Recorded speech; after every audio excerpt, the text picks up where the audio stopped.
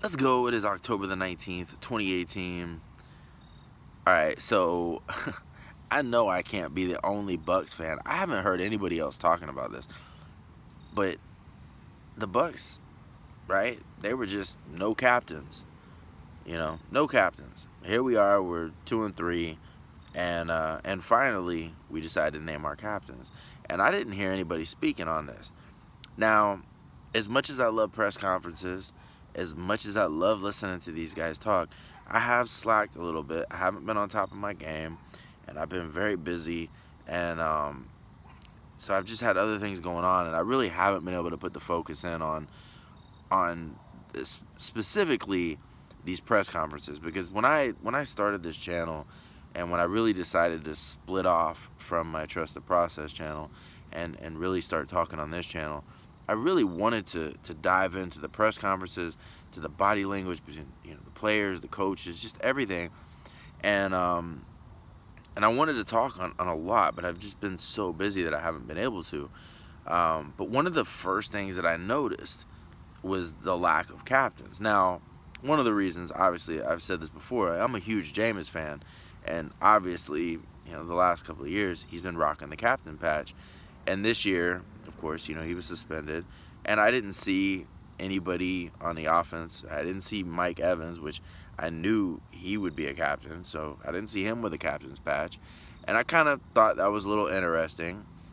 So today, I decided, all right, I need to kind of catch back up here. So I jumped on Buccaneers, their app, which is great. I'm not gonna lie, compared to some other teams, I think the Bucs have a pretty good app. I really do. I like their app. They obviously keep you updated with their press conferences and some other information, but I'm always I'm cool with that.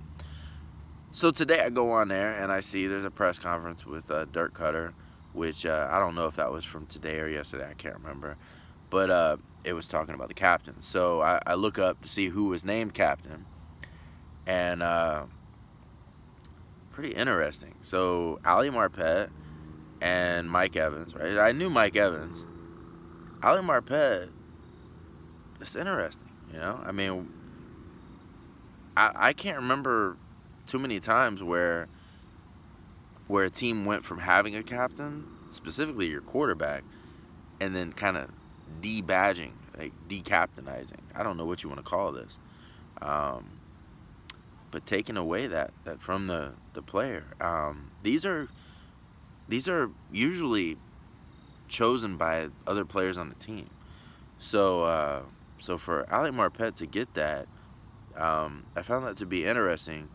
But as interesting as that is, because I wasn't shocked that Jameis didn't get it. I kind of feel like he's gonna have to earn his way back. He's really gonna have to show something. I'm a huge Jameis guy, but he's got to show something this year. So I wasn't really so shocked by that. What I was shocked was by the defense.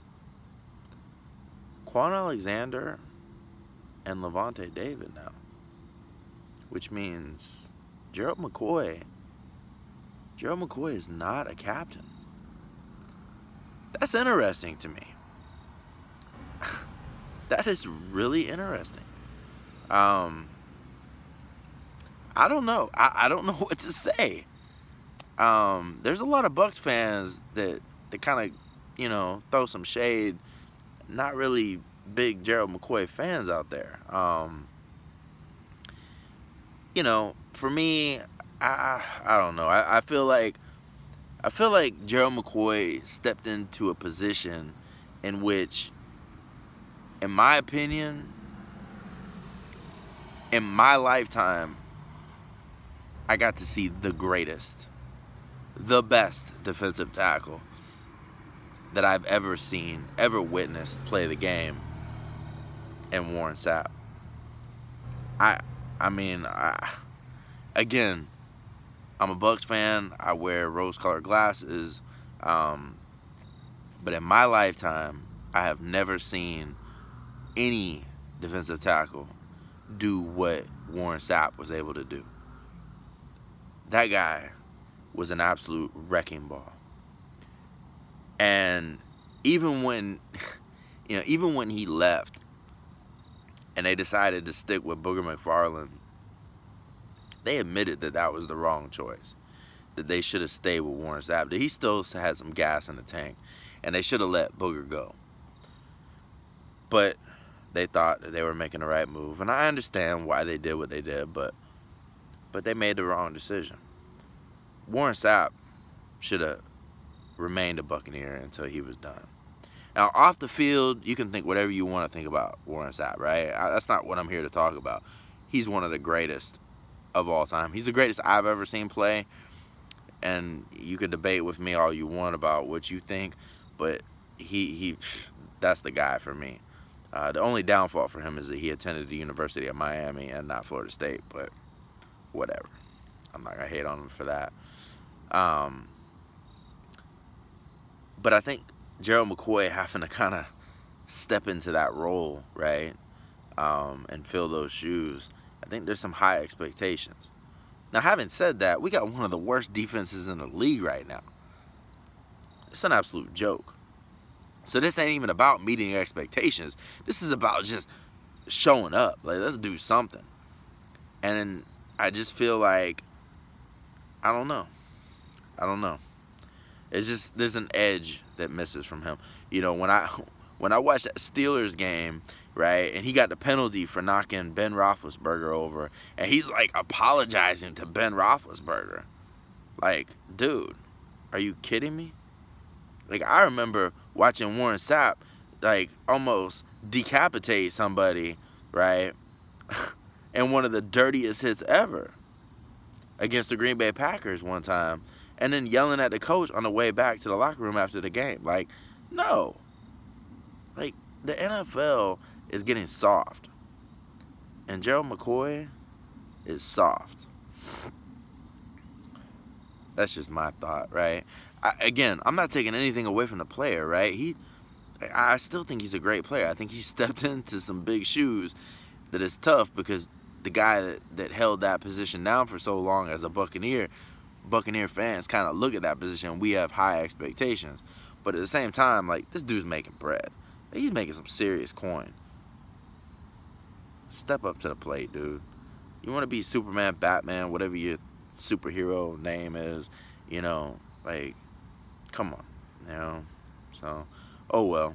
I'm just saying, I found it to be interesting that he's not a captain. Quan and Levante.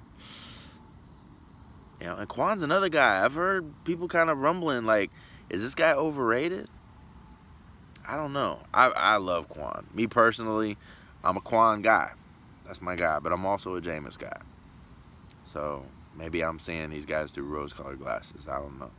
Either way, I totally apologize that I have not been making videos on this channel. I'm stuck here, like 19 subscribers. Like, I really should have been putting more effort on this channel and trying to grow this channel and get more people to watch, because honestly, I'm just going to be real here. I feel like we got some bum Buck guys talking about the Bucs here. Like, we need to get guys that really know, like, that can talk legit, because this is pathetic. We need to get some real talk. I enjoy listening to the Pewter Report crew. I think they're pretty legit. But there's some other guys, and even them, they get on my nerves sometimes. I ain't gonna lie, but there's some of these other guys that are talking Bucs, and I'm just like, really? Like, I need to really, like, step my game up and start getting into this so I can talk more, because I don't like being ignorant. I don't like talking on stuff that I don't know about. So I certainly don't want to come on here and say things where I'm full of it. I want to at least sound like I know what I'm talking about. And I've just been so busy that I haven't been able to pay full attention. And I just saw this today, and I was like, oh, I got to at least talk about this. So I'm going to keep grinding. I'm going to keep moving forward. I'm always going to trust the process. Hopefully, I can get into this and really start making some more content on here. But I will talk to y'all later. Go Bucs. Hopefully, we can beat the Browns this weekend. We need it, right? I'm out.